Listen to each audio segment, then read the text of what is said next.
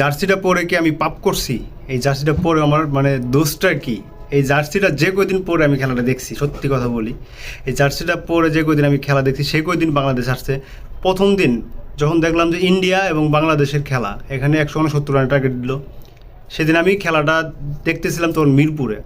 তো মিরপুরে থাকা অবস্থায় তখন আমি জার্সিটা ইনস্ট্যান্ট কিনি। কেনার পরে গায়ে দিয়ে খালি বাসায় আইসি, আসে দেখি বাংলাদেশ হাইরা গেছে।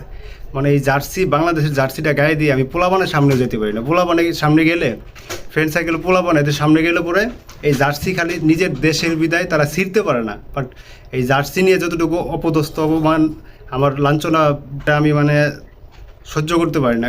যদিও দেশকে ভালোবাসি, দেশ ভালোবাসার উপরই বেস করে আমার জার্সিটা কিনা। আমি ক্রিকেট খেলা ভালোবাসি, ক্রিকেট খেলা নিয়ে আমি সবসময় কাজ করি বা ক্রিকেট খেলি, পার্সোনালি ক্রিকেট নিয়ে তর্ক করি, বিতর্ক বা ক্রিকেট নিয়ে অনেক কিছুই করি আমি। সো এখন এই খেলার জন্য যদি নিজের মান সম্মান হারায় যায় বা পোলাপান যদি আমার কথা বলে, দেখেন বাংলাদেশে আজকে খেলাটা কি বলুন, 190 রানে অল আউট করছে আফগানিস্তানকে। তো 190 রানে অল আউট করার পরে তখন একটা হাফ সাইডে বাঁচলাম যে বাংলাদেশ অন্ততপক্ষে এই ম্যাচটি জিতবে। 190 রানের টার্গেট দিচ্ছে এই ম্যাচটি জিতবে, কিন্তু দিন শেষে কী হলো, বাংলাদেশের একটা পোলাপান দাঁড়াতে পারলো না।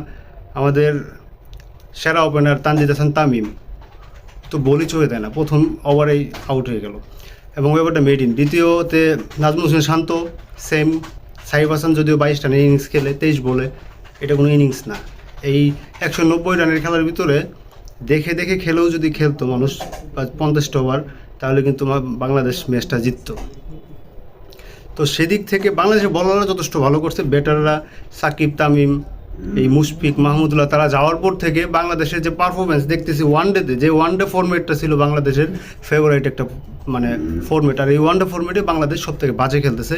আগামীতে বিশ্বকাপে বাংলাদেশের যে কোয়ালিফাই করার জন্য 8টা টিমের ভিতরে মানে 8 নম্বর র্যাঙ্কিংয়ে থাকতে হবে, এটাও করতে পারবে না। কারণ আজকের ম্যাচটি হারছে বিদায় বাংলাদেশ কিন্তু কোয়ালিফাই সরাসরি করতে পারবে না, তাকে খেলতে হবে বাছাই পর্ব খেলে, তারপরে বিশ্বকাপে যেতে হবে। তো বাংলাদেশের মতো একটা টিম যদি বাছাই পর্ব খেলে ওয়ার্ল্ড কাপে যায়, ওই 1999 সালে বাংলাদেশ ফার্স্ট ওয়ার্ল্ড কাপ খেলছিল বাছাই পর্ব ছাড়া, এরপরে বাছাই পর্ব খেলতে হয়নি ওয়ার্ল্ড কাপ খেলার জন্য। তো সেই অনুযায়ী 27 ওয়ার্ল্ড কাপে বাংলাদেশে কিন্তু বাছাই পর্ব খেলে তারপরে ওয়ার্ল্ড কাপ খেলতে হবে। তো বাংলাদেশের মতো একটা টিমের কাছে এটা কিন্তু আমরা আশা করতে পারি না। আর বাংলাদেশের বর্তমান যে পারফরমেন্স, এই জার্সি পরাটা আমার মনে হয় আজ থেকে বাদ দিতে হবে, যদিও মনটা খারাপ হয়ে যাবে, কারণ ভালোবাসা থেকে জার্সিটা কিনা, করার কিছু নেই ভাই, হয়তো জার্সিটা খুলে ফেলেই দিতে হবে।